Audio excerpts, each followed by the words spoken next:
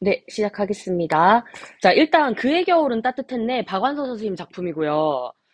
이 작품 같은 경우에는 우리 지금까지 EBS 수능 특강에 들어 있었던 소설들은 다 단편 소설이잖아요. 근데 얘는 장편 소설이에요. 2권짜리 책.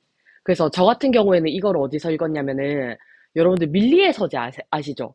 근데 혹시 밀리의 서재 충남 학생들 다 공짜로 볼 수 있는 거 혹시 아세요? 그래가지고, 충남교육청 홈페이지 들어가면은, 충남교육청 홈페이지가 아니라, 충남교육청 도서 종합 시스템이라는 데 들어가면은, 여러분들 충남 학생이라는 거 인증받으면은, 밀리에서 제 무료 코드를 받을 수 있거든요. 그러면 거기에서 읽을 수 있는 책이 되게 많으니까 그런 거 활용하셔도 좋습니다. 그래서 거기서 읽었고, 그리고 제가 지난 시간에 박완서 선생님이 돌아가신 지 얼마 안 돼서 이 작품이 출제될 수도 있기 때문에 이 작품을 본다 이렇게 얘기했었잖아요. 근데 제가 기억에 혼선이 있었나 봐요. 박완서 선생님은 2011년에 돌아가셨고 제가 얘기했던 작년에 돌아가신 선생님은 조세희 선생님 있죠. 난장이가 쏘아올린 작은 공 쓰신 그분이 작년에 돌아가셨거든요. 그래서 뭐 그런 거랑 상관없이 박완서 선생님 작품은 워낙 좀 출제가 잘 되기도 하고 우리가 알아두면 좋은 작품이기 때문에 이 작품 한번 보도록 하겠습니다. 자, 그의 겨울은 따뜻했네 라는 작품인데 혹시 여러분들 일본 영화 중에 혐오스러운 마츠코의 일생이라는 영화 아세요? 처음 들어보시나요? 넷플릭스에 있거든요. 혐오스러운 마츠코의 일생이라는 영화인데 제가 이 소설을 딱 읽는데요. 그 영화가 생각이 났어. 그 영화가 어떤 내용이냐면 짧게 얘기하면 여자가 일생에서 누구를 만나느냐에 따라 인생이 완전 달라진다라는 거를 보여주는 그런 영화거든요. 나츠코가 처음에는 그걸로 시작하거든요. 중학교 음악 선생님으로 시작하거든요. 근데 죽기 직전에는 히키코모리 있죠. 집안에 갇혀서 쓰레기만 엄청 쌓아놓고 사는 그걸로 끝나요. 그리고 중간에 보면 우여곡절이 정말 많거든요. 근데 이 소설이 그거인 것 같다는 생각이 들었어요. 그래서 지금부터 줄거리를 말씀을 드릴 건데, 제가 지난 시간에 소설 줄거리 진짜 재밌다고 말씀드렸었죠. 장난 아니에요. 정말. 제가 진짜 소설 읽으면서, 와, 완전 막장 드라마인데? 그러면서 읽었어요. 자, 그러면 지금부터 시작을 하도록 하겠습니다. 자, 일단, 인물 소개부터 시작을 하도록 할 건데요. 지금 보시면은, 중심이 되는 인물은, 여기 3번에 있는 한수인 있죠? 요 인물이 이제 중심이 되는 인물이에요. 그래서 이 집안은 이제 보시면은, 한남석이 아버지예요. 근데 이 아버지는 은행원이었는데, 6.25 전쟁이 터지면서 악질 분자로 낙인이 찍혀가지고 죽임을 당하게 되는 그런 인물이고요. 그 다음에 한남석의 부인을 한시댁이라고 하거든요. 뭐 이런 거 있죠. 김 씨의 부인이면은 김씨댁, 뭐 서 씨의 부인이면 서씨댁 이렇게 하는 것처럼. 그래서 한씨댁 부인인데 요 한씨댁은 이제 한씨댁의 아버지랑 어머니가 한수인 입장에서는 외할아버지 외할머니잖아요. 근데 얘들이 수원에서 엄청 잘 사는 분홍이에요. 그래서 외갓집이 엄청나게 잘 산다 그렇게 생각하시면 되고 그 다음에 한남석과 한씨댁 사이에서 세 명의 자녀가 있는데 첫째가 한수철입니다. 그 다음에 둘째가 한수지, 그 다음에 셋째가 한수인. 근데 우리 주인공이 요 한수인이라는 친구인데 얘 별명이 오목이거든요. 그래서 오목이 혹은 최오목이라고 소설에 나오기도 해요. 그 다음에 얘네들 각 집의 등장인물들을 다시 한번 보시면은 여기 지금 보시면은 한수철 있죠. 한수철은 영란이랑 결혼해서 한형진이라는 아들을 낳고요. 그 다음에 한수지는 남기욱이라는 남자랑 결혼을 하는데 요 남기욱이라는 남자는 집안이 어떻냐면 아버지는 남형진이거든요. 엄청나게 부잣집이에요. 막 어느 정도로 부잣집이냐면 자기 고향에다가 건물 같은 거 세워가지고 그 지역에다가 기부를 할 정도로 그런 부자고 형은 남기동이거든요. 이 사람은 국회의원이에요. 그래서 되게 잘 사는 집이랑 결혼을 했고 그 다음에 남기욱 자체는 그 당시에 미국 유학까지 다녀온 엔지니어다. 이렇게 보시면 되고, 한수지랑 남기욱 사이에 석이랑 혁이라는 자식이 있어요. 그 다음에 플러스 보시면은 이인재 있죠. 이인재는 뭐냐면은 결혼하기 전에 한수지가 만났던 남자친구거든요. 근데 개천용이에요. 그러니까는 되게 시골 태생인데 자기가 공부 잘해서 성공한 그런 스타일 있죠. 이게 그런 남자친구가 있습니다. 여기까지 괜찮으세요? 자, 그 다음에 한수인이 한수지의 뭐예요? 동생이죠. 근데 한수인이 이인재랑 사이에서 일남이라는 아들을 낳습니다. 그 다음에 유일한이라는 남자랑 또 결혼을 하거든요. 근데 요 유일한은 보일러 기사주임, 그러니까 보일러공이라고 해서 보일러 고치는 사람이고 뻐드렁니다 이런 식으로 묘사가 많이 되거든요. 그리고 요 사이에서 자식을 4명이나 낳아요. 그래서 1순위, 2순위, 3순위, 영남이 이렇게 딸 셋에 아들 하나 이렇게 낳고요. 그 다음에 한수인이랑 관련 있는 인물로 최미순이랑 춘자라는 인물이 있는데 최미순은 집이 전파상을 하거든요. 근데 얘네 집이 이 오목이를 나중에 입양을 해요. 그래서 오목이가 그냥 오목이에서 최오목으로 불리게 되는 그런 계기가 되고요. 그 다음에 춘자라는 애가 나오는데 요 춘자는 그 수인이랑 고아원 동기거든요. 근데 지금 술집 작부로 뭐 몸 팔고 웃음 팔면서 사는 그런 사람이에요. 일단 인물 관계는 이렇게 됩니다. 이해되실까요? 자, 그러면은 지금부터 한번 줄거리를 시작을 해볼게요. 2편짜리, 2권짜리 장편소설이라 했잖아요. 그래서 내용이 되게 길어요. 그래서 한번 해볼게요. 일단 줄거리는 크게 이렇게 8개의 챕터로 나누어지고요. 그 다음에 한 옛날에부터 시작을 해보겠습니다. 그 아까 은행원 한남석이 있는데 잠깐만. 이거 나중에 여러분들 그거 보내줘야 되잖아요. 참.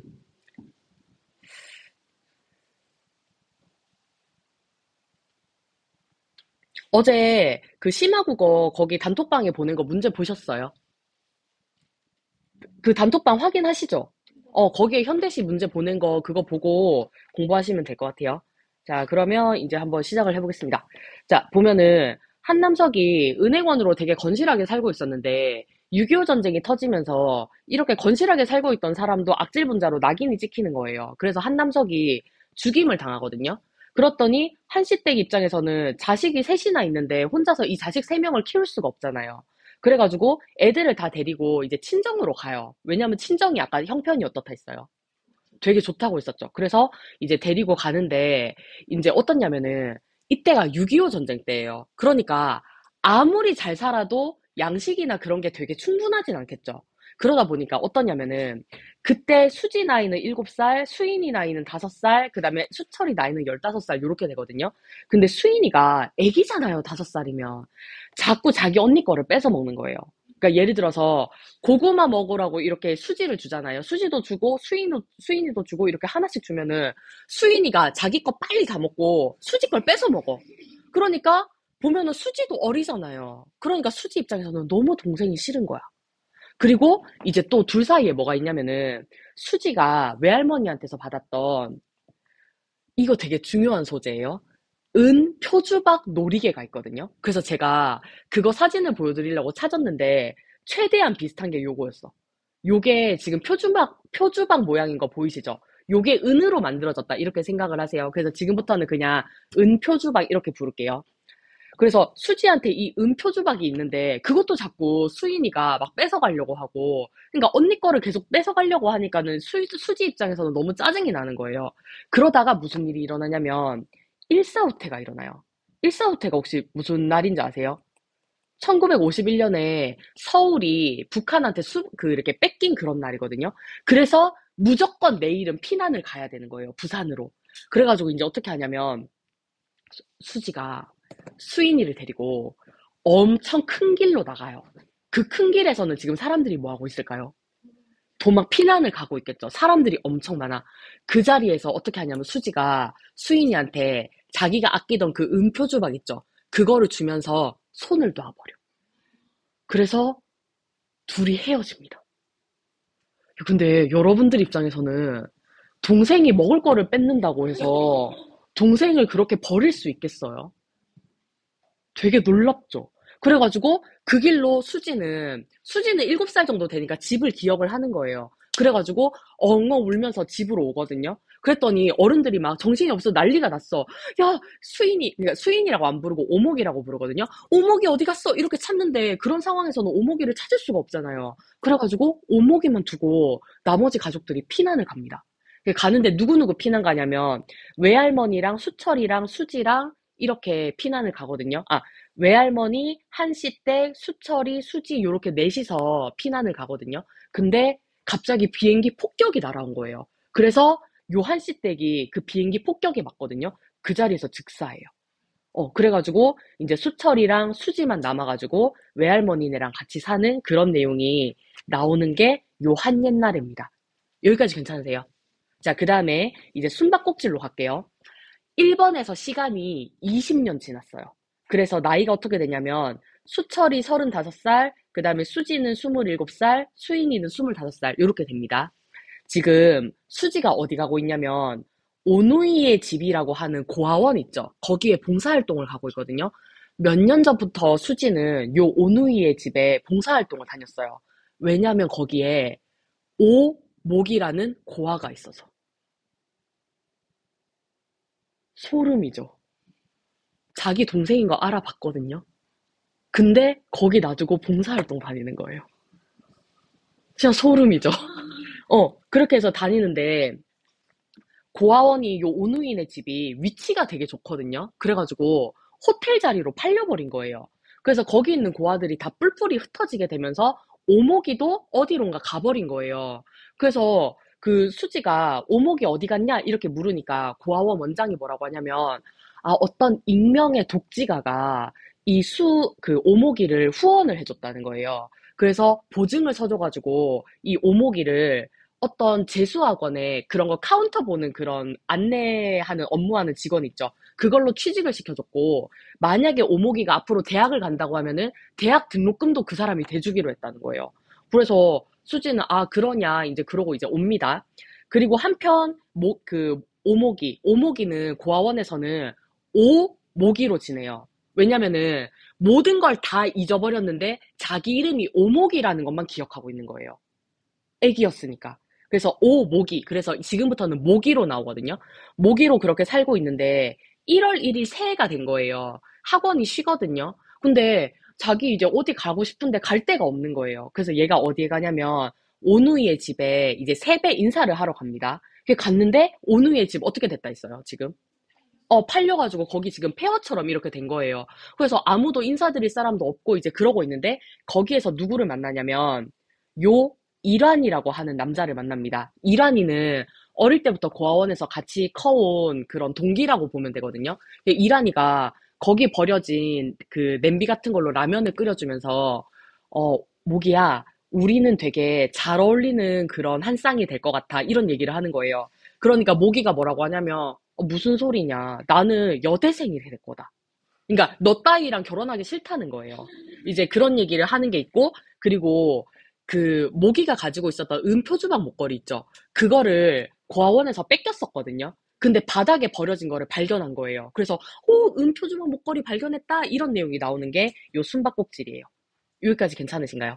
자, 그리고 나서 이제 시간이 얼마나 지나냐면 반년이 지납니다. 반년이 지나고 모기는 계속 그 학원에서 일을 하고 있거든요.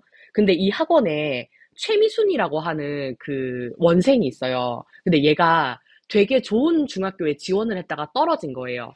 그리고 가출을 하는데 가출해서 갈 데가 없으니까는 요 오모기를 찾아오거든요. 그래서 언니 나 하루만 재워줘 이러는데 모기가 재워주면은 결국에는 자기가 봉변당할 거 아니에요. 그래서 요 미순이를 데리고 얘네 집에 데리고 가거든요. 그랬더니 미순이네 집에서는 난리가 난 거예요. 아우, 오목이 양 덕분에 우리 미순이 찾았다면서 너무 좋아하면서 그때부터 얘한테 잘해주기 시작하다가 얘를 입양까지 하는 거예요. 그래서 얘가 오목이에서 최오목으로 되는 이제 그런 내용이 나와요. 여기까지 괜찮으실까요? 그러고 나서 또 어떤 내용이 나오냐면 이제 오목이가 학원에는 말도 안 하고 최미순이네 집으로 간 거였거든요. 그러니까 학원에서는 또 난리가 났을 거 아니에요. 오목이 어디 갔냐고. 그러면서 그 오목이를 여기 학원에 취업시켜준 익명의 독지가 있죠. 그 사람한테 연락을 하거든요. 근데 그 사람이 누군지 아세요? 수철이. 그니까 수철이도 자기 동생을 알아봤는데 데리고 오진 않고 그냥 후원만 해주겠다. 나중에 대학 붙으면 대학교 등록금 내주겠다. 이러고 있는 거예요. 되게 놀랍죠? 그래서 요런 내용이 나오는 게 이제 숨바꼭질입니다. 여기까지가 숨바꼭질 끝이에요. 여기까지 괜찮으세요? 괜찮으세요? 자, 그러면은 이번에는 명함으로 갑니다.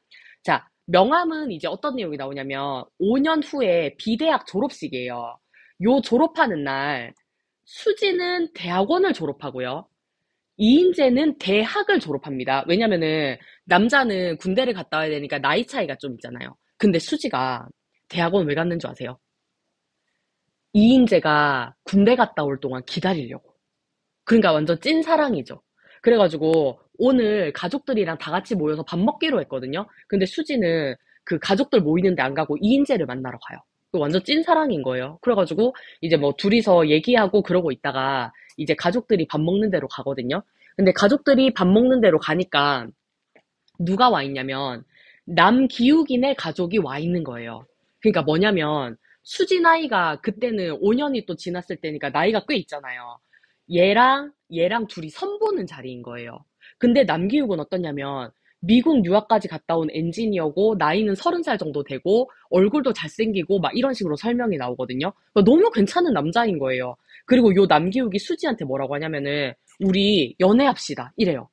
그래서 수지는 마음이 약간 흔들리는 거예요. 왜냐면은 이인재 같은 경우에도 개천용이긴 하지만 말 그대로 개천의 용이잖아요. 근데 남기욱은 집안도 너무 좋아. 그래서 약간 흔들리거든요. 그래가지고 그날 저녁에 이인재네 자취방에 찾아갑니다. 찾아갔는데 이인재는 없는 거예요. 없는데 그 자취방 꼬라지를 보고 있으니까 갑자기 그런 거 있죠. 현타 오는 거. 와, 완전 너무 궁색하다. 이러면서 이제 집으로 갑니다. 자, 그리고 이인재는 그 다음날 아침에 회사에 출근을 하는데요. 출근해서 계속 화가 나 있는 상태인 거예요. 왜냐면 어제 수지가 자기를 버리고 가족들이랑 밥 먹으러 갔잖아요. 계속 수지 전화를 기다리거든요. 수지 전화를 기다리고 있는데 그때 회사로 전화가 한 통 걸려옵니다. 누구냐면 최오목량에게서 전화가 걸려와요. 그래서 이제 그 전화가 뭐냐 봤더니 전에 이인재가 버스를 탔었는데 버스 요금을 못 낸 일이 한 번 있었거든요. 그래서 그거를 오목이가 대신 내줘요. 그래서 인연이 돼가지고 둘이 가끔씩 커피 마시는 사이가 된 거예요. 그래서 오목이가 이인재네 회사로 찾아와서 같이 밥을 먹거든요. 밥을 먹으면서 오목이가 무슨 얘기를 하냐면 저 되게 유복한 집안에서 자랐고 저희 집 엄청 잘 살아요. 이런 얘기를 하는 거예요. 왜냐면 이인재한테 잘 보이고 싶으니까. 그러니까 수지가 아니 그 오목이가 뭐 하는 거예요? 거짓말 하는 거죠. 이제 그런 얘기를 듣고 있는데 이제 그러고 나서 이제 며칠 있다가 수지랑 그 요 이인재랑 만나거든요. 만나서 그냥 연인들끼리 할 수 있는 그런 현실적인 대화 있죠. 경제적인 거나 결혼이나 이런 거. 그런 얘기를 하고 우리는 안 어울리는 것 같다 이러고 헤어져요. 그러니까 지금 정리를 하면 수지랑 이인재는 어떻게 된 거예요? 헤어졌고 그 다음에 수지는 누구랑 만나고 있어요? 남기욱이랑 만나고 있죠. 그 다음에 오목이는 누구 좋아해요?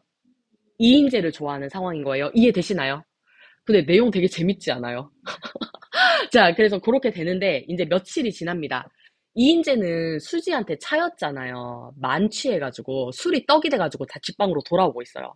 근데, 그때 딱 마침 오목이는 그 부모님 심부름을 한다고 막 이렇게 해가지고 털레털레 돌아오고 있거든요, 집으로. 근데 술 취한 이인재가 오목이를 본 거예요. 그래서 이인재가 어떻게 하냐면, 내 방 갈래? 해서 둘이 같이, 어, 잠자리를 합니다. 근데 어떻냐면은 그 일이 딱 끝나자마자 이인재가 속으로 이런 생각을 해요. 넌 대체품일 뿐이었어. 이렇게 생각을 하고 그리고 어떻게 보면은 그렇게 처음으로 밤을 보낸 거잖아요. 근데 데려다 주지도 않아서 그 오목이는 자기 혼자 옷 껴입고 그러고 집으로 가요. 혼자서. 이제 그렇게 가고 며칠 후에 조용한 양식집이거든요. 조용한 양식집에서 오목이랑 그 이인재랑 밥을 먹고 있어요. 근데 오목이가 은표주방 목걸이 그거를 꺼내가지고 이인재한테 막 자랑을 하거든요. 어릴 때 뭐 부모님이 주신 거예요. 이러면서. 그러면서 뭐를 고백하려고 하냐면 사실은 지난번에 유복하다고 했던 거 거짓말이었고 저 사실은 고아예요. 이거를 고백하려고 해요.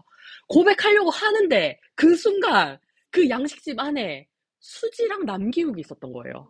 근데 수지가 오목이가 은표주방 목걸이를 꺼낸 거를 본 거예요. 그거를 보고 수지가 완전 깜짝 놀란 거예요. 그러니까 지금까지는 얼굴의 생김새랑 이름만 보고 내 동생인가 긴가민가 했었는데 은표주방 목걸이는 진짜 내 동생이라는 빼박 증거잖아요. 그래서 다급해집니다. 그래서 남기욱을 보내거든요. 보내고 이제 이인재랑 그 오목이랑 밥 먹고 있는 데를 간 거예요. 가서 어? 자기가 어떻게 최오목 양을 알아? 그래서 이인재가 오목이를 알아? 이렇게 얘기하거든요. 그랬더니 이인재가 오목이라고? 이 사람은 최오목인데? 어? 언제 최우목이 됐어? 어느 집에 입양 간 거야? 이렇게 해서 수지가 폭로를 해버린 거예요. 어, 그런 내용이 나오는 게 여기 명함이에요. 여기까지 괜찮으십니까? 괜찮으세요? 진짜 드라마 같죠? 근데 사실은 이거 드라마로 만들어졌대요. 그래서 너무 얘기가 재밌어서. 자, 그 다음에 이제 응달로 갈게요. 자, 응달이니까 보세요. 얘는 응달이고 얘는 양달이죠. 그러니까 응달은 좀 어떤 얘기 나올까요? 어두운 얘기가 나오거든요. 그래서 이제 보시면은 오목이는 수지한테서 그 자기가 고아라는 게 탄로나는 게 너무 수치스러운 거예요. 왜냐면 자기가 얘기하려고 했었잖아요. 그래가지고 이제 그 너무 수치스러운데 근데 문제는 뭐였냐면 오목이가 그 최오목이 돼서 그 여기 있는 최미순이네 집에 입양이 된 거라 했잖아요. 근데 최미순이네가 뭘 하냐면은 전파상이라고 해서 뭐 전자제품 팔고 고쳐주고 이런 거를 하거든요. 근데 여기에 박군이라고 엄청 성실하게 일하는 그런 직원이 있어요. 근데 너무 괜찮으니까 얘랑 오목이랑 결혼을 시키려고 하거든요. 이 최미순이네 집에서. 근데 오목이는 누구 좋아해요? 이인재 좋아하니까 박군이랑 결혼하기 싫잖아요. 그래서 어떻게 하냐면 오목이랑 박군이랑 약혼식을 하는 날 있죠. 그날 아까 전에 요 양식집 갔다고 했잖아요. 양식을 먹으러 간 거예요. 최구는 놔두고 박군은 놔두고. 다시 한번 얘기하면 약혼식 날 땀남자를 만나러 간 거예요. 그니까 요 미순이네 집에서는 어떻겠어요? 엄청 실망이 크겠죠. 그래서 오목이가 어떻게 하냐면 짐을 다 챙겨가지고 몰래 새벽에 그 집에서 나옵니다. 그냥 나와가지고 얘가 누구네 집에 가냐면 춘자 있죠. 그 고아원 동기. 요 춘자네 집에 가서 밥 같은 거 해주고 이러면서 얹혀서 살아요. 자, 이제 그래서 그런 내용이 나오고, 그 다음에 이제 오목이는 어디 갈 데가 없잖아요. 사실 여기 춘자네 집에도 계속 있을 수가 없잖아요. 그래서 5년 전에 만났던 이란이 생각이 갑자기 나는 거예요. 그래서 이란이가 일하는 데를 찾아갑니다. 찾아가는데, 이란이는 왜 5년 전만 해도 오목이 보면서 우리는 잘 어울리는 그런 한 쌍이 될 것 같다 이런 얘기 했잖아요. 근데 그 사이에 이란이는 여자를 몇 명 만나면서 그 여자들한테 그동안 돈 모아온 거 뺏기기도 하고 이러면서 여자에 대한 믿음이 좀 없어진 상태? 그런 상태인 거예요. 이제 그렇게 하고 둘이서 떡라면 먹거든요. 근데 이거를 보고 제가 뭘 느꼈냐면 5년 전에도 라면을 줬고 지금도 떡라면 정도 사줄 수 있는 남자인 거예요. 그래서 그렇게 이제 떡라면을 먹고 나서 둘이서 여관을 갑니다. 그리고 또 밤을 보내요. 그 오목이하고 최일환하고 아니 미안해요. 최일환이 아니라 그 유일환하고 그렇게 해서 너무 인물이 많아가지고 성이 헷갈리네. 그래서 밤을 보낸 그 다음날 이란이가 무슨 얘기하냐면 나는 너를 책임질 거야. 이렇게 얘기를 하는 거예요. 그래가지고 이제 그 이란이가 지하실 차고에 붙은 반지하 방 있죠. 낮에도 불 켜야 되는 방. 그런 방을 구하거든요. 그리고 거기에서부터 신혼 생활을 시작해요. 그리고 요 수지는 남기욱이랑 약혼을 해요. 그런 내용이 나오는 게 여기 응달입니다. 여기까지 괜찮으세요? 자, 다음 양달 갑니다. 자, 양달은 그러면 어떤 면이 나오겠어요? 되게 화려하고 좋은 면이 나오겠죠. 여기에서는 이제 그 수지에 대한 얘기가 나오는데 아까 전에 얘기한 것처럼 요 기욱이의 아버지 있죠. 아버지네가 엄청 부자다 뭐 이런 내용 나오고 있고 그리고 그 아들 국회의원 시키려고 엄청 노력을 많이 하거든요. 근데 그게 수지 마음에 쏙 드는 거예요. 수지는 권력욕도 있거든요. 그래서 그런 내용 나오는 게 있고 그다음에 수지는 약혼 반지 하나 맞추는 것도 종로의 금은방 이런 거 가는 게 아니라 진짜 무슨 정재계 인사들이 가는 보석 디자이너 있죠. 그런 사람들이 가는 데서 약혼 반지 맞추고 막 이런 내용이 나옵니다. 근데 수지는 어떠냐면요. 기욱이랑 이제 약혼했으니까 뭐 스킨십 같은 거 할 수 있잖아요. 기욱이가 자기한테 키스하잖아요. 무슨 생각하냐면 이 사람은 이인재다. 이 사람은 이인재다. 이렇게 생각하면서 키스하고 이제 막 그런 내용이 나옵니다. 자, 그러다가 이제 신혼집으로 옮겨가야 되잖아요. 결혼하고 나면. 그래서 그 신혼집에 가져갈 책 같은 거를 정리하다가 왜 이런 거 있죠. 드라마에 잘 나오는 장면인데 책장에 있는 책이 한 권이 뚝 떨어져요. 근데 그 책이 뚝 떨어지면서 뭐가 나오냐면 옛날 아까 나왔던 요 오누이의 집 기억나요? 오누이네 집에서 20년 동안 오목이의 부모를 찾습니다. 라는 광고를 엄청 많이 내거든요. 신문 광고. 그거를 광고를 모아놓은 종이가 이만큼 꽂혀 있는 게 뚝 떨어진 거예요. 그래서 그거를 보자마자 무슨 생각을 하냐면, 어머, 오빠도 알고 있었구나. 오빠도, 그러니까 오빠인 한수철 있죠. 한수철도 오목이가 살아있다는 걸 알고 있었구나. 이 생각이 딱 들면서 갑자기 배신감을 느끼거든요. 자기도 안 찾았잖아요. 그래서 배신감을 느껴가지고 수철이를 찾아가서 막 따져요. 왜 우리 오목이를 진작에 데려오지 않았냐. 막 이렇게 얘기했더니 수철이가 뭐라고 얘기하냐면 고아를 우리 집에 들이고 싶지 않았다. 이런 얘기를 하는 그런 내용이 나옵니다. 자, 그래서 그 얘기를 딱 듣는 순간 수지가 무슨 생각을 하냐면 이런 태생적인 가족 있죠. 그거는 자기가 오목이한테서 뺏어버렸잖아요. 그렇잖아요. 근데 오목이가 선택한 가족 있죠. 누구예요? 오목이가 선택한 가족. 이인재. 이인재는 내가 뺏으면 안 되겠다. 지금이라도 되돌려야겠다라는 생각이 든 거예요. 그래가지고 이인재를 찾아갑니다. 이인재를 찾아가는데 이인재가 수지를 보자마자 되게 반가워해요. 근데 왜 반가워하냐면 오목인 줄 알고 반가워해요. 자매니까 닮았을 거 아니에요.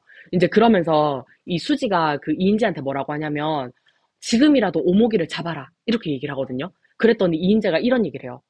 벌써 늦었다. 내가 안 그래도 그 오목이랑 같이 밤을 보내고 난 다음에 오목이가 얼마나 좋은 여자인지를 깨달아서 오목이를 찾아갔었다는 거예요. 근데 이미 집을 나간 뒤라서 찾을 수 없었다. 라고 얘기하는 게 나오는 게 요 양다리예요. 괜찮으십니까? 자, 그러면 지금부터는 이제 미리오 나이 할게요. 오목이가 임신해요. 어. 근데 아까 그 햇빛도 안 드는 그런 반지하방에서 살고 있잖아요. 진통이 시작됐어요. 이제 좀 있으면 애를 낳을 것 같아요. 근데 이란이가 우리 지금 병원 갈 돈 없잖아. 병원 갈 돈 그 구해올게. 그러고 나가거든요. 근데 나가는데 한참이 지나도 안 들어오는 거예요. 그래서 주인집에서 그 자기 집에서 일하는 여자 있죠. 그 사람을 보내줘가지고 그 햇빛도 안 드는 반지하 방에서 혼자서 애를 낳거든요. 근데 애가 엄청 작아요. 그래서 그 일을 도와주는 분이 할머니인데 할머니가 그 아기를 보고 아기가 너무 작다 이렇게 얘기를 하는 거예요. 그러니까 오목이가 뭐라고 얘기하냐면 팔싹둥이에요. 이렇게 얘기를 해요. 팔싹둥이가 무슨 뜻이에요? 8달 만에 태어난 아기. 실제로는 10달 만에 태어난 아기 맞죠? 근데 그러니까 정리하자면 누구 애라는 거예요? 누구 애라는 거예요? 인재의 애인데 누구 애라고 속여야 하니까. 이란이 애라고 속여야 하니까 팔싹둥이에요. 이렇게 얘기를 하는 거죠. 그리고 주인집 여자는 또 되게 야박하게 지금 방금 애 낳은 여자한테 와서 우리가 방을 빌려준 건 애가 없어서 빌려준 거였다. 몸만 추스르면 빨리 나가라. 방 구해서. 이런 얘기를 하거든요. 자, 그랬는데 이란이가 안 돌아와요. 안 돌아와가지고 계속 그러고 있다가 이게 애기 데리고 잠들었다가 눈 떠보니까 이란이가 옆에 와 있는 거예요. 근데 하나도 반가워하는, 기뻐하는 기색이 없는 거예요. 애기가 태어났는데. 자, 그랬더니 오목이가 뭐라고 하냐면 이제 이란이한테 우리 애기는 팔싹둥이에요. 이렇게 얘기를 하거든요. 이란이가 뭐라고 하냐면 아, 우리 애가 팔싹둥이구나. 이란이도 어떤 거예요? 아는 거예요. 아는 건데 그냥 우리 애는 팔싹둥이구나. 그냥 그러고 넘어가는 거예요. 여기까지 괜찮으세요? 자, 그런 내용이 나옵니다. 그리고 그냥 이거는 여담으로 이란이가 그러고 나서 한 달 동안 집에 안 들어오거든요. 그래서 오목이가 결국에는 먹을 게 없어가지고 이란이를 찾으러 가요. 찾으러 가서 막 이렇게 밥 같은 거 사주고 나서 또 이란이가 이 얘기를 해요. 우리 애가 팔싹둥이랬지. 자, 그리고 나서 이제 그 오목이랑 그 이란이랑 새로운 방을 구하러 가거든요. 그 제일 싼 방 있죠. 제일 좀 높은 곳에 있는 제일 싼 방. 그런 거를 이제 구하러 갔는데 그때부터 어떻게 생활하냐면 그 가난한 집이지만 창고에는 연탄이 가득 차 있고 그 다음에 이란이는 너무 다정하고 애기는 맨날 맨날 웃고 있고 너무 행복한 거예요. 그러다가 백날잔치 날이 되거든요. 소설에 백날잔치라고 나오더라고요. 아마 백일잔치를 말하는 것 같은데 그 백날잔치 날에 그 이란이가 일하는 보일러 거기 공장의 사장님들 이런 사람들 와가지고 막 음식 같은 거 대접해주고 이런 이제 상황이 나오는데 그 사장님이 와서 무슨 얘기를 하냐면요. 이런 얘기를 해요. 이야, 개천에서 욕나겠네. 이란이 하나도 안 닮았네. 어, 그리고 그 다음 달부터 이란이가 달라지기 시작합니다. 뭐를 저지르냐면요. 제가 그냥 읽어드릴게요. 술, 외박, 폭력, 아기 구박, 잠자리에서 가학행위, 돈 뺏어감, 담뱃불로 몸지짐. 이런 거를 이제 오목이한테 하는 거예요. 자, 그렇게 하는데 오목이는 그런 걸 당하면서도요, 감내합니다. 왜 감내하냐면 지금까지 이란이가 되게 태연해 보였죠.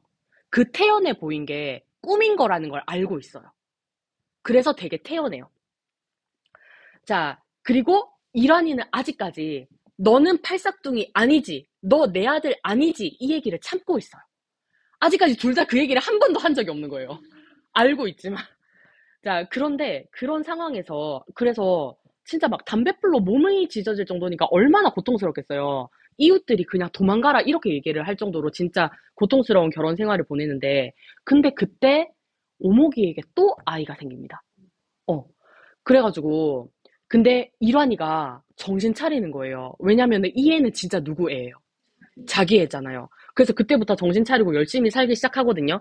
근데 오목이는 고통스러운 거예요. 왜냐면 일환이가 꿈꾸는 미래에 자기 애기는 있을까요? 팔싹둥이는?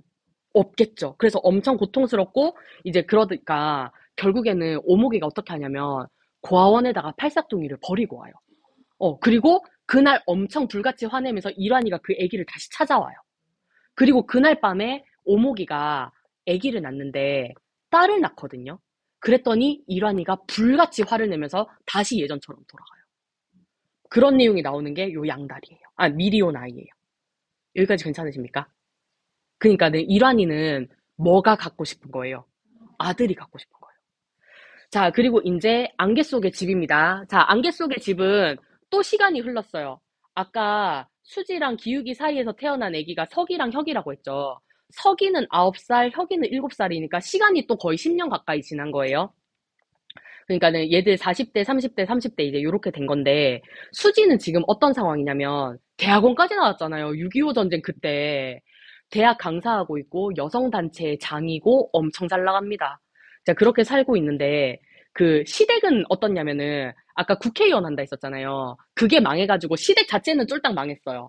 근데 수지는 뭐 잘 살아요. 그냥 잘 살고 그러고 있고 그 다음에 수지랑 기욱이는 사이가 어떻냐면 왜 그런 부부 있죠. 서로 사이가 안 좋아. 하지만 이혼은 안 해. 요런 부부 있죠. 그 약간 쇼윈도 부부처럼 이제 그렇게 살고 있는 상황입니다. 수지가 상류사회의 여성들과 모임을 가지거든요. 근데 거기에 있던 교수부인 중에 한 명이 이런 얘기를 하는 거예요. 야, 나 집수리하는 일꾼이 우리 집에 왔는데 나 설렜잖아. 막 이런 얘기를 하는 거예요. 근데 상류층 부인들한테 그런 얘기는 사실 조금 낯선 얘기잖아요. 근데 그 얘기를 딱 듣고 수지가 무슨 생각을 하냐면, 어? 나도 그런 건가? 라는 생각을 해요. 며칠 전에 수진의 집에 보일러 고치는 사람이었었거든요. 근데 왜 보일러 고치는 분이니까 막 몸도 엄청 좋고 막 그럴 거 아니에요. 그분을 보면서 수지가 정욕을 느낍니다. 그러니까 그냥 쉽게 말해서 저 사람이랑 한번 뭐 어, 그런 걸 이제 느껴가지고 막 커피 같은 것도 자기 집 거실에서 막 주고 엄청 잘해주거든요. 진짜로 그런 걸 느껴서. 그래서 진짜 잘해주는데 그 남자한테서 뭘 느끼냐면요. 이런 걸 느껴요. 여자에게 위험을 가할 것 같은 폭력성과 여자를 위험으로부터 지켜줄 것 같은 믿음직스러움을 동시에 느껴요. 그래서 얘들아, 제가 이 부분 있죠. 상상이 안 되는 거예요. 위험성과 믿음직스러움을 동시에 지닌 남자? 그래서 제가 교무실에서 선생님들한테 물어봤다. 이런 게 느껴지는 사람 누구 있냐고. 그래서 막 여러 명이 나왔는데 제가 제일 공감한 사람은 그 사람 알아요? 와, 갑자기 이름이 생각납니다. 그 선수인데 아이언맨 윤성빈. 뭔지 알겠죠? 여자에게 폭력을 가할 것 같은 위험성과 여자를 지켜줄 것 같은 믿음직스러움이 동시에 있는 남자. 이제 그래서 이제 그런 이미지를 딱 느끼는데 이제 기욱이가 3개월 동안 중동으로 출장을 가거든요. 그러면서 우리 집 보일러 고쳐놓으라는 거예요. 그래가지고 이제 그 보일러공을 다시 부릅니다. 그래서 보일러 공사를 하는데 이제 요 기욱이가 중동으로 그 출장을 갔잖아요. 그 보일러공이 이거를 알고 되게 반색을 하면서 아 사모님 제 부인이 중동으로 일하러 가는 게 소원인데, 저 다리 좀 놔주시면 안 됩니까? 막 이러면서 그 부탁을 해요. 왜냐면 이 당시에는 중동 가서 일하면 돈을 되게 많이 벌거든요. 자, 그랬더니, 이제 며칠 있다가, 요 보일러공의 부인이요. 좀 잘 부탁한다는 뇌물의 의미로 생닭을 들고, 이제 찾아와요, 수지를. 누구일까요? 오목이. 오목이가 찾아온 거예요. 그래가지고 이제 오목이를 보자마자 수지가 무슨 생각하냐면, 어머 세상에. 아이를 5명이나 낳게 해서 부인을 그 죽음으로 거의 가깝게 몰아냈던 남자의 부인이 오목이라니. 그리고 심지어 내가 그 남자에게 정욕을 느끼다니. 이거는 재앙이다. 이런 생각을 해요. 그리고 그 오목이가 생닭을 들고 왔다고 했잖아요. 그거 가지고 삼계탕을 끓여가지고 둘이서 나눠 먹거든요. 나눠 먹으면서 오목이가 이런 얘기를 해요. 언니는 나한테 재수 없는 여자다. 이런 얘기를 하면서 그리고 나 지금까지 인제의 아이를 일환의 아이인 것처럼 속여서 키워왔다. 이런 얘기를 하면서 근데 막내를 아들로 낳은 후부터는 그이도 바뀌었다. 정말 나한테 잘해준다. 막 이런 얘기를 하는 거예요. 근데 수지가 오목이를 보는데 너무 병색이 완연해. 30대밖에 안 됐는데. 이제 그런 내용이 나오는 게 이제 안개 속의 집이고요. 그 다음에 마지막 부드러운 겨울인데 요 부드러운 겨울은 이제 어떤 내용이냐면 그 중동으로 보내달라고 했잖아요. 이란이가. 그래서 수지가 다리를 놔주거든요. 그리고 요 오목이 첫째 아들이 일남이잖아요. 일남이가 그런 거 서류 같은 거 갖다 주러 수지를 보러 이렇게 몇 번 와요. 근데 수지가 일남이를 보는데 너무 의젓한 거예요. 그러니까 사실은 일남이가 자기 뭐예요? 수지한테는 뭐예요? 조카잖아요. 그러니까는 약간 핏줄이 땡긴다 그런 거 있죠. 너무 의젓하고 막 그런 거야. 이제 그러고 수지도 왜 그러는지 모르겠는데 오목이 집 찾아가고 막 이런 내용이 나오거든요. 그랬더니 오목이도 이제는 수지한테 아 언니는 내 귀인이다 막 이렇게 얘기하는 그런 게 나옵니다. 근데 그러던 어느 날 일남이가 갑자기 수지를 찾아와요. 찾아와서 뭐라고 하냐면 아줌마 저희 엄마가 위독해요. 지금 큰일 났어요. 이렇게 얘기를 하는 거예요. 왜냐면은 지금 일환이는 중동으로 이제 떠나서 없거든요. 의지할 수 있는 가족이. 그래서 수지가 이제 요 오목이를 데리고 병원에 갔더니 폐결핵이래요. 그리고 의사가 뭐라고 얘기하냐면 지금 살아있는 게 용한 상태다. 이렇게 얘기를 하는 거죠. 그래서 수지가 오목이를 세브란스로 이렇게 그 전원을 시켜주거든요. 그리고 그때부터 수지가 어떻게 하냐면 병원 가서 오목이 간호하고 그 산동네 그 오목이네 집 가서 애기들 케어해주고 막 이런 거를 왔다 갔다 하면서 이렇게 지냅니다. 그리고 수지는 계속 속으로 뭘 생각하냐면 빨리 내가 얘기해야 되는데 빨리 용서를 빌어야 되는데 근데 말이 안 나오는 거예요. 이제 그러고 있는 상태에서 이제 결국에는 임종이 가까우거든요. 임종이 가까우는데 수인이가 아니 그러니까 오목이가 이제 정말 이제 죽기 직전인 거예요. 죽기 직전에 수지를 보면서 이런 얘기를 해요. 언니, 언니에 대한 감사의 의미로 이걸 주고 싶어. 이건 내 전 재산이야. 라고 하면서 뭘 주겠어요. 표주먹 목걸이를 주는 거예요. 그거를 딱 받는 순간 수지가 진짜 오열하면서 무릎을 꿇거든요. 꿇으면서 막 울면서 어머가 넌 내 동생 수인이야. 내가 정말 잘못했어. 막 이러면서 오열을 하는데 이미 오목이는 죽어 있어. 그 말을 못 듣고 죽은 거예요. 그러면서 소설이 끝이 나요.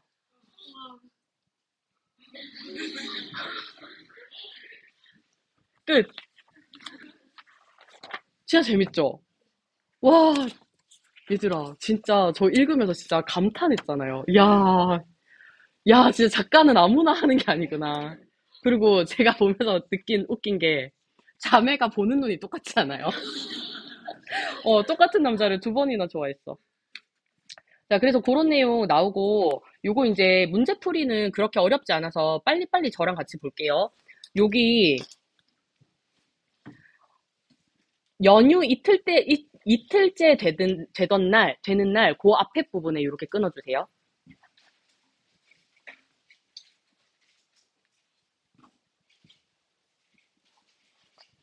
자, 그 다음에 여기 중량 윗부분 이렇게 끊어주세요.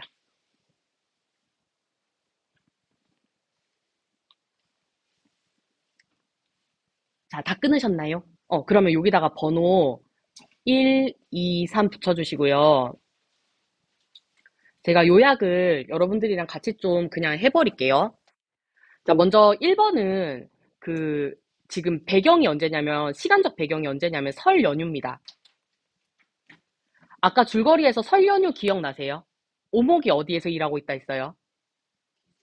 기숙학원, 입시학원에서 일하고 있거든요. 그리고 입시학원에서 일하면서 그 사무실에서 먹고 자고 이제 그러고 있는데, 그 오목이 지금 정서가 어떻냐면은, 다들 막 가족들 만나러 가고 그러는데 자기 혼자 입시학원에 있잖아요. 그러니까 정서가 어떨까요? 되게 나 혼자 있어.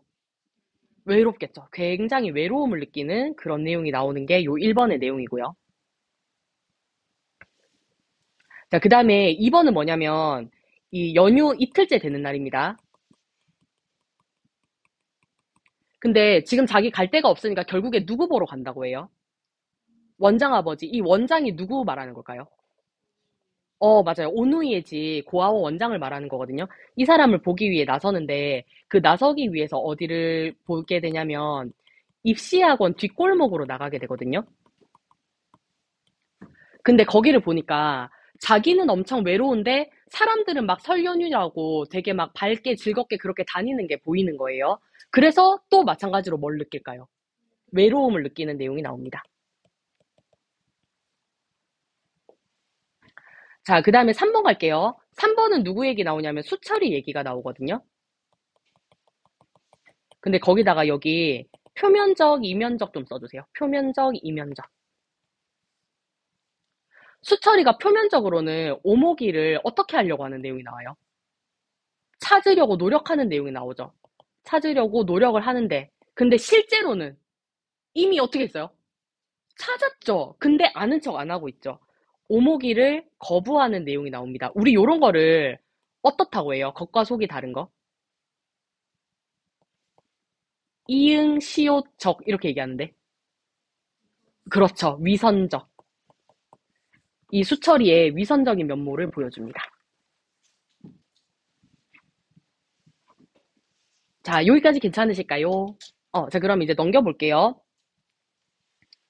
자, 넘겨보시면 이제 1번 문제 나오는데 A와 B에 대한 설명으로 적절하지 않은 것은 되어 있거든요. 제가 요거 그냥 빠르게 할게요. 여러분들 아마 읽어보시면 이해가 되실 거예요. 1번. A와 B는 모두 타인을 의식하는 특정 인물의 모습을 드러내고 있다 돼 있는데 여기 타인을 의식에다가 줄 한번 쳐볼게요. 그래서 보면은 오목이도 다른 사람들 의식하고 그 다음에 수철이도 다른 사람들 친척들 의식하고 그런 내용이 나옵니다. 그 다음에 2번 보시면 여기 조직이요. 외부 현상에 대한 인물의 반응을 통해 인물의 내면을 드러내고 있다. 이렇게 되어 있는데,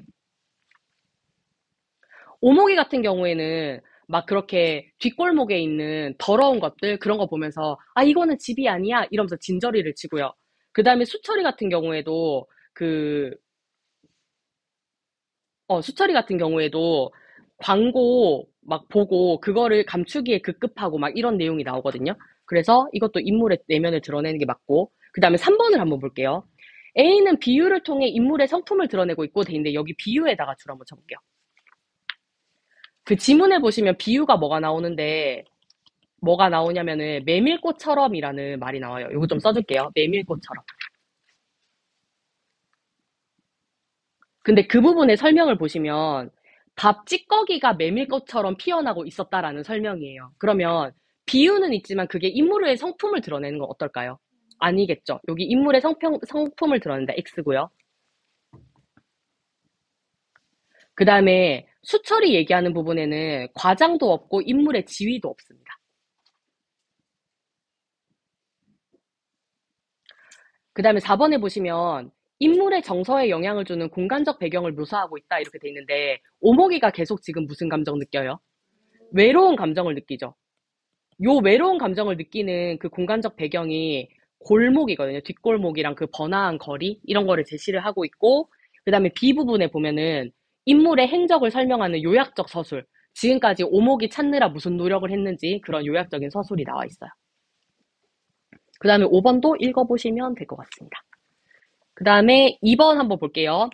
A에 대한 이해로 가장 적절한 것은 이렇게 돼 있는데 A가 뭐냐면 설이거든요. 근데 설날 다른 가족들은 다 이렇게 자기들끼리 이렇게 즐겁게 다니는데 오목이 혼자 외롭잖아요. 그거랑 제일 관련 있는 선지가 뭐일 것 같아요? 3번. 가족에 대한 결핍과 외로움으로 서러움을 느끼게 되는 원인이 되는 거. 3번 하시면 되겠습니다. 되셨을까요? 자, 그 다음에 3번 볼게요. 자, 3번은 나머지 다 틀린 선지고, 여기 198쪽에, 198쪽이 제일 위에 보세요. 자, 보시면은, 리을. 그는 자신의 억지에 실소했지만 그 억지를 철회하지 못했다. 이렇게 돼 있어요. 여기 자신의 억지에다가 줄 한번 쳐볼게요. 요 자신의 억지가 뭐냐면 이거거든요. 고아는 고아원에 있어야 한다.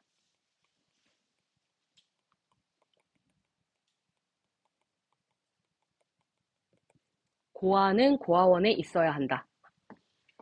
자, 그거에 실소했지만 이렇게 되잖아요. 내 웃음이 어떻다는 거예요. 내가 하는 생각이 어떻다. 틀렸다. 이런 말이죠. 그래서 요거 자조적인 태도인데 그 억지를 철회하지 못했다라고 하니까 이거를 개선하려는 노력을 하는 거예요. 안 하는 거예요. 안 하는 거죠. 요거 다 이렇게 적어줄게요. 개선하려는 노력은 하지 않는 거예요. 고아는 고아원에 있어야 한다라는 생각에 실소를 하면서도 그거를 고치려고는 하지 않는다. 자, 그러면은 여기 4번 선지 보시면 이렇게 돼 있어요. 잘못을 개선할 의지는 없으면서도 자신의 잘못에 대해 자조하는 모습을 보인다. 어때요? 맞아요. 답은 4번이고요. 자, 그 다음에 마지막 4번 문제 요거 보기 한번 읽어보시고요. 1번에 보시면 이렇게 돼 있습니다. 실상은 위선적 인물인 수철이 선행으로 일가 문중에 정평이 나 있을 정도로 친척들에게 잘못 알려졌던 것은 전쟁이 개인의 삶에 들이온 그늘이라고 평가할 수 있다. 이렇게 돼 있는데 이거는 전쟁의 영향이 아니라 그냥 수철이가 어떤 인물이기 때문이에요. 위선적인 인물이기 때문이에요. 그래서 여기다가 수철이 위선적인 인물이기 때문이다.